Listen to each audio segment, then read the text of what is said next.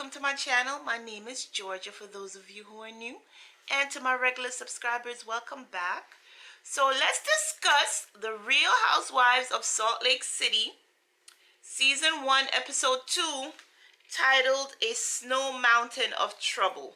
First of all, let me congratulate or say that the copywriter that you guys have on Bravo that you use to title your episodes, they're really good.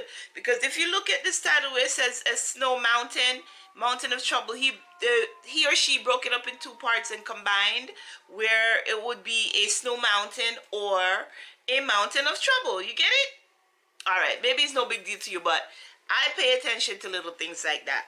So let's get into the episode. So we're in episode 2, season 1, brand new show of brand new show of the Housewives franchise. That's what I meant to say. So we left off last week where Mary and Jen were having a conversation about the statement she made regarding of it smelling like hospital, and Jen got upset and left the party temporarily and went into a back room, and that's where the episode ended. So this is where we're picking up, where Jen is in the room talking to one of her I think her stylist, and then we have Heather and someone else walk into the room to try and calm her down, and Mary follows them in the room. So it so happened that they were in the midst of the conversation when Mary walked in, and Heather's like, all right, here she is. If you have something to say to her, say to her. So they went back and forth for a little bit until finally Mary apologized to Jen. She said she apologized if she hurt her feelings. That wasn't her plan. However, Jen didn't say whether or not she accepted the apology. She just looked at her. She looked a little bit relieved, and then they all went back to the party together. So they left it at that. But I think in the confessional, Jen was like, Heather, I see you. Mary, I see you. I'm watching you. I don't forget. And I think she said she don't forgive. So it's not all okay. Even though she apologized, it's not all okay. So let's see how it is going forward. Because you know these ladies, they don't let nothing go. They bring things back up episodes later, like way down at the end of the season. So let's see how things go with Mary and Jen. All right, so that was it. Still, we at the same party. We have where we have Whitney talking to Lisa and thanking her for the alcohol that she gave her for her wedding vow renewal. So Whitney goes in to tell Lisa, listen, I appreciate everything that you've done. You know, all the alcohol you sent, but I just want you to know that your bartenders were drinking more than they were serving. So, and breaking glass and stuff. So, Lisa takes this as as if Whitney is attacking her brand. So instead of taking the constructive criticism and, you know, dealing with it. She did say she wouldn't use that service anymore, but instead of taking the constructive criticism, she gets upset and she goes to Meredith and tell Meredith that Whitney is attacking her brand, and she would never do anything to help her again. So she left the party in a huff. She's like, I don't want to be here no more. Whitney is talking bad about my vodka, my tequila brand and my vodka brand, and I don't want to be here. And then Whitney tells us in the confessional, you know, little bit known, that she don't drink that tequila brand. She have her own type of drinks that she likes, and it's not what Whitney is serving. But it's like looking a gift horse in the mouth, I would say, to Whitney, because Lisa gave you the alcohol for free to help you out at your wedding. She, according to her, she was not even invited to the vow renewal.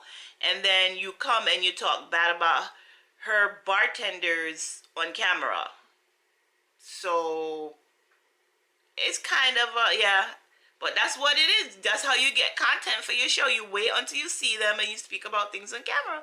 That's how you get content. So now we have friction between Whitney and Lisa, but that's we find out later on in the episode that that's not the only reason. It seems like these ladies have been filming for a while, and we find out that 6 months ago Lisa kind of criticized the way that Whitney dresses, and she told her straight to her face.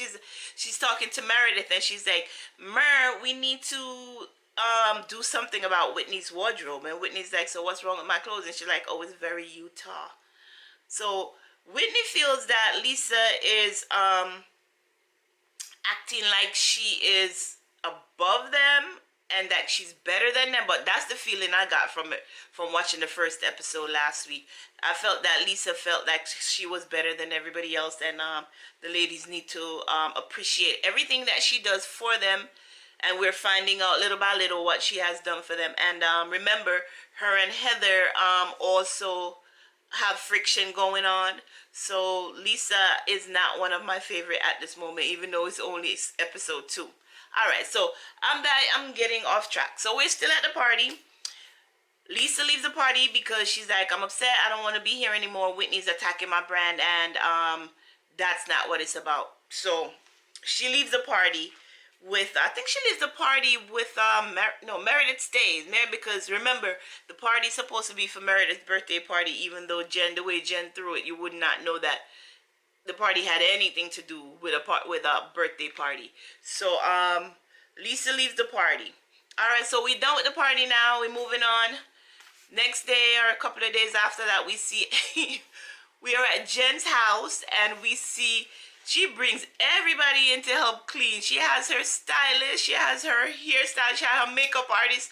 She has everybody cleaning the house. Because remember, her husband was away when she threw this party. She told him it was only gonna be just for the girls. And she had a grand party where she transformed the whole chalet into a club scene. So her husband comes home and he's like, oh, how was the party? He was like, why are there so many people here cleaning? And she was like, oh, it was good. He's like, are you sure you only had a couple of girls over? And she's like, yeah, it was just the girls. It was an intimate group. Knowing full well she had the whole town over to her house having the party. All right, so she leaves it there. Of course, he didn't believe her. He was looking at her sideways like, yeah, I know there's something else. So if he should watch the show and see how many people that was in his house, I'm sure they had a conversation about that. All right, then we have Heather calling Meredith. Because no, like I said, we're moving on now. We're gaining traction. So we have Heather call Meredith and tell them, like, listen, we need to plan a ski trip. It's the season. We haven't been skiing yet, so let's plan a ski trip. So Heather tell Meredith, call some of the ladies, I'll call the others, and we'll work something out where we're gonna go skiing. All right, so that's that.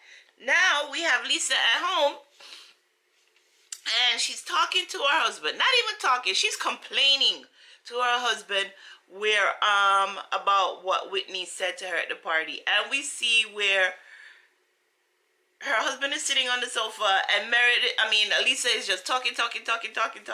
Finally, she finished talking. Her husband just looked like his head is spinning, and he's just sitting there looking at her. And he said to her, "Do you want feedback, or you just want to talk? Or you just want to vent?" She's like, "No, I don't want any feedback. I just wanted to vent." So he's like, "Okay," and he just sat there and listened to her story until she finally decided that she was done talking.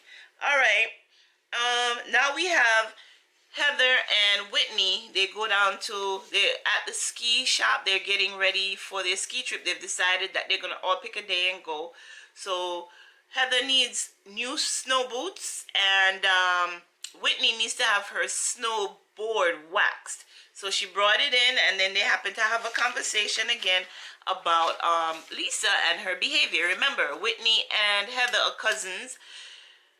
Heather has friction with Lisa, where she told the ladies that she don't know who Lisa is. She don't know who Heather is. All she remembered about Heather being in college was that she was a good time girl. So Whitney is talking to Heather about her situation with Lisa, whereas after the party, and she told her about the bartender's behavior, and that they open up alcohol that they should not have opened and stuff like that, that Whitney texts Lisa to try and talk to her some more about it, and Lisa decided no, she's not going to do this by text. So she picks up the phone and she calls Whitney to give her some advice, as she say. But in Whitney's Whitney's perception is that she felt that she was being threatened because, according to her, Lisa told her that if she keeps attacking her brand, which is, I don't think Whitney would do. It's she just basically told her, listen, keep an eye out for your bartenders. They're not doing the right thing. So Lisa tells Whitney, if you keep attacking my brand, I am gonna come out with the rumors that's spreading around Utah about you and your husband.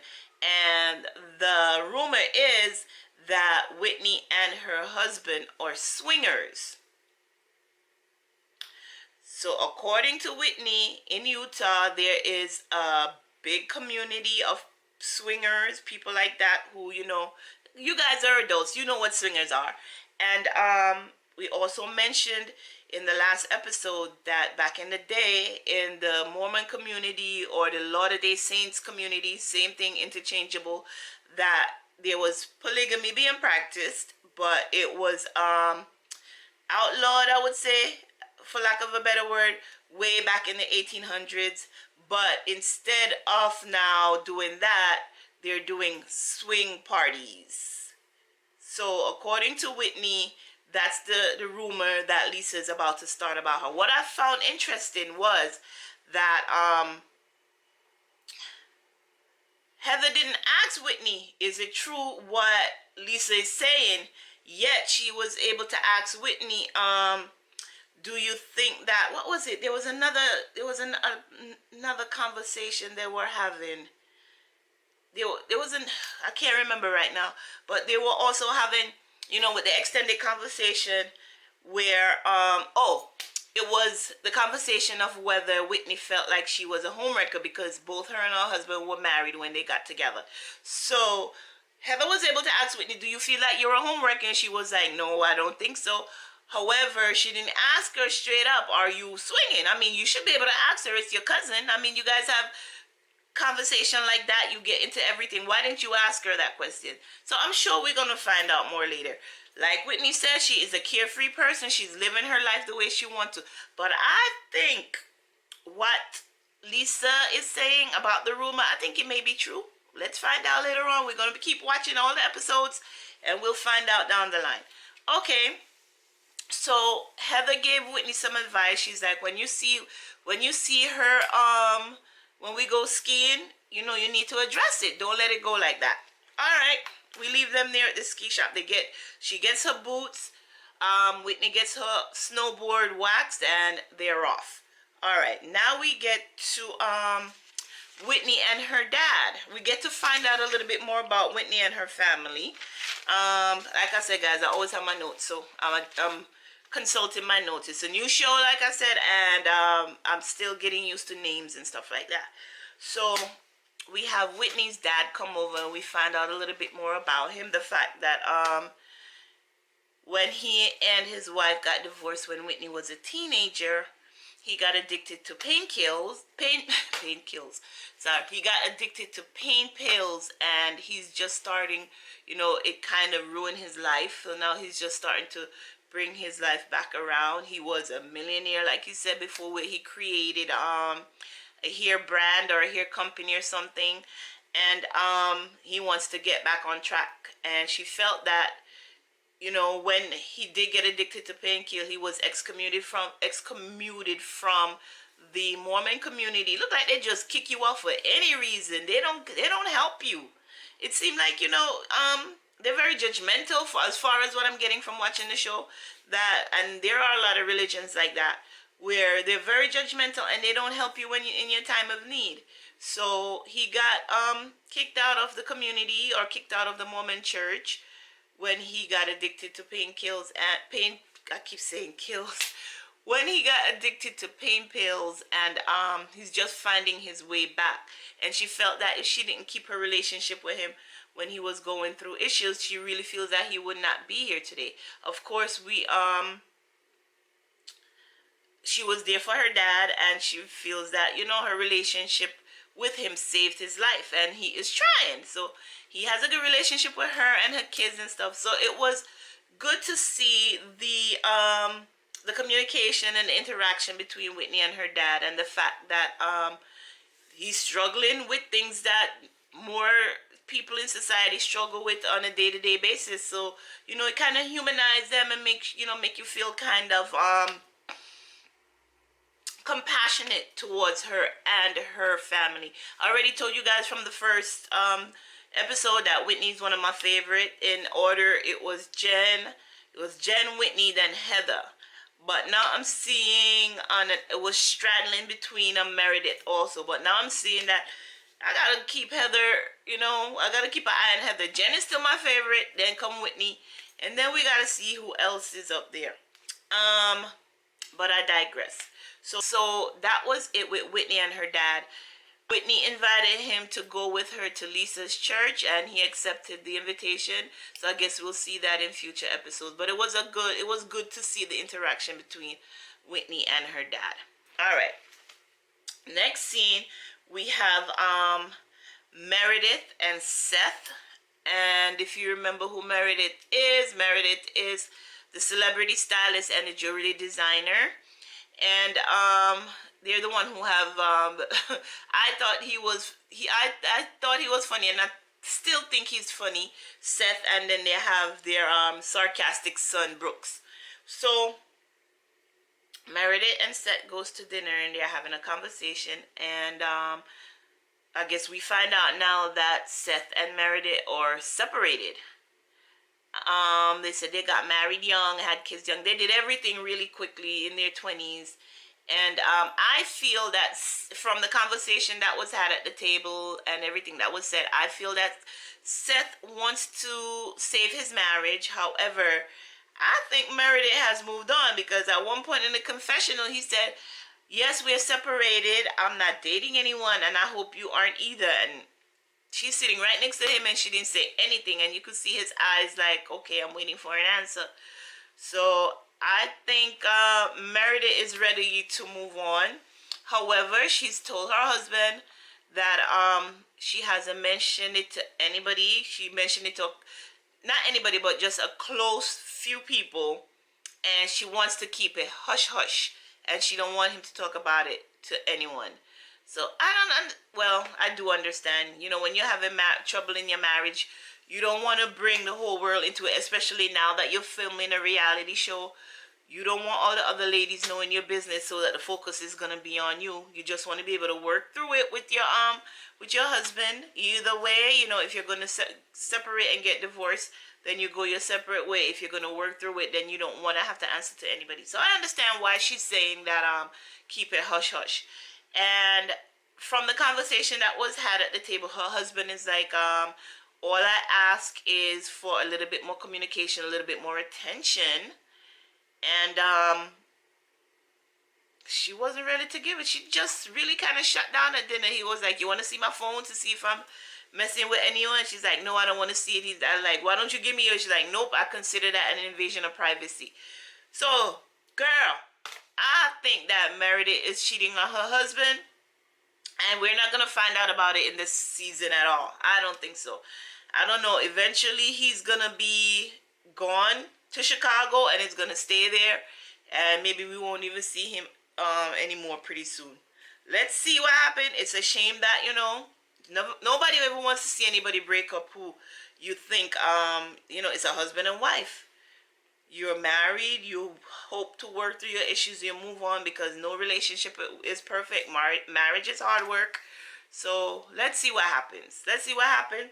But like I said, I think Meredith is emotionally separated or done with her marriage. So let's see what happens. Eventually the focus will be on her. But right now, like I said, we're still getting to know everybody and getting to know their families. So we'll see what happens. All right, now we have the day of the ski. Everybody's going skiing.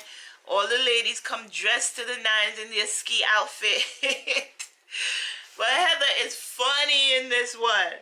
Everybody comes dressed with their ski outfit. Of course, we have Mary running a little bit late, and then we come to find out the reason why Mary was late is because Mary was waiting for FedEx to deliver a Chanel jacket or Chanel ski outfit to go on the ski trip. Mary said, oh my gosh.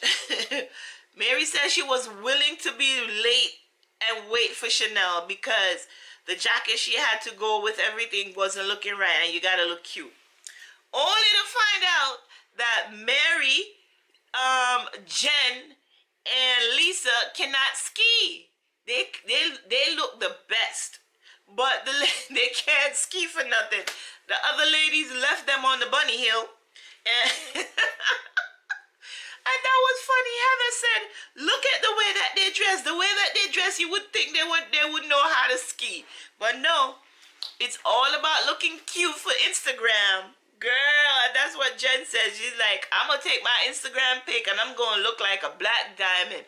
And then she was like, Mary, I'm gonna get you on the bunny hill. That was funny. I'm telling you. Jen is my favorite. All right. Then we have, okay, the ladies went skiing for the day. We get to learn who is the professional skier, who can ski or whatever. Oh, at one point on the trip, Whitney took the opportunity to talk to Meredith and Heather again about Lisa's behavior. And Meredith came to Lisa's defense in saying that, when she told you that she's going to tell your business or stuff like that, I think she was just looking out for you. And Whitney was like, but that's not how I took it. From the way I took it, I felt that it was a threat. So Meredith was like, well, maybe you should talk to her about it. All right. The ladies finished skiing for the day. Then they all went to their respective quarters to get dressed to have dinner. I'm guessing they just made a full day or just stayed overnight at the ski resort. So by the time everybody got dressed and got down to dinner, the restaurant was closed, but they reopened it for them. So everyone is sitting at the table now. And Whitney is taking the opportunity to just catch up the ladies or tell everybody who don't already know about her father's situation and the fact that she got invited to Mary's church and she's going to bring her father with her.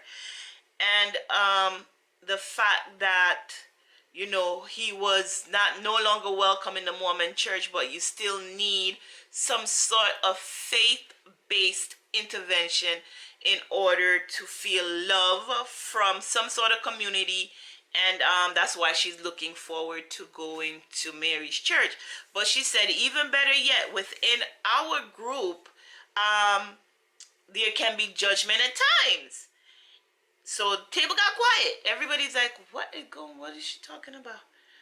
So who said it? I think it was Mary who said, it's like, okay, so you're feeling a way about certain people here at the table. Just go on and say who you're talking about. So she says, Whitney says, I'm actually talking about you, Lisa.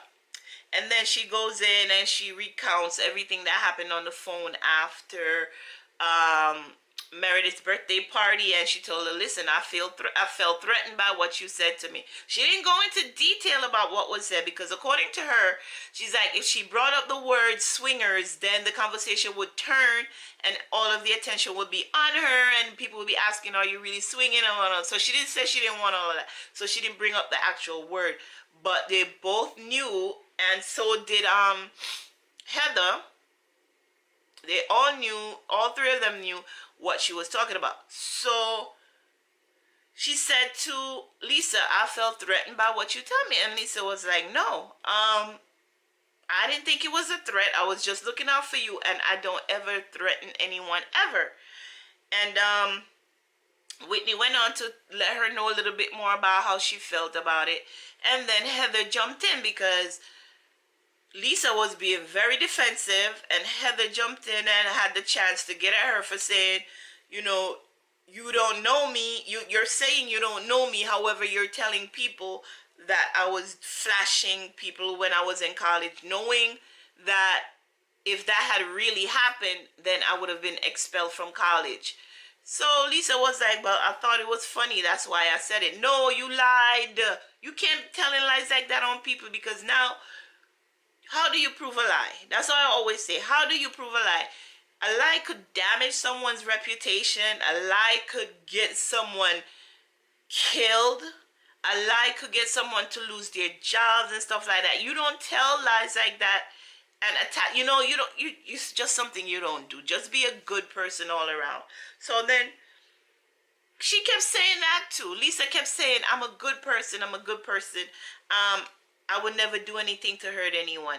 And that's why Heather was like, how can you say that you're a good person when you're out there spreading rumors about me and then saying that you don't know me? So at one point, Lisa got upset, even got more defensive, and like, anybody else have anything to say? I'm here.